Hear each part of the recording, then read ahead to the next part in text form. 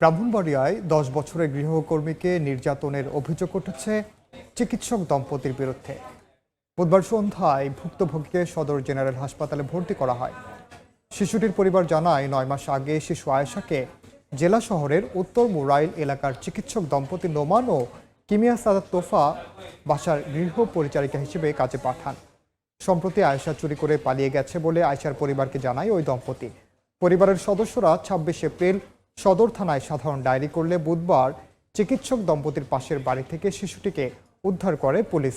পরে নির্যাতনের কথা জানায় ওই শিশু, তবে অভিযোগ অস্বীকার করেছে অভিযুক্ত চিকিৎসক। রাত্রে ৩টা বাজে ঘুমাই, সকালে আমার ঘুম হয় না। তো ঘুমের মধ্যে কাজ করতে গেলে একটু ভুল কাজ হয়, দীক্ষা আমাকে অত্যাচার করছে।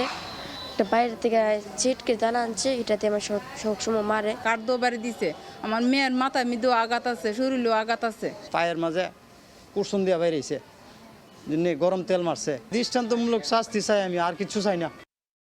আমি দায়িত্ব নিয়ে বলতে পারি টোটালি ভুয়া। এখন আপনি যদি মনে করেন যে ডাক্তার তাহলে আমি এখন একটু বাস দিব, তাহলে ভাই দিতে পারেন।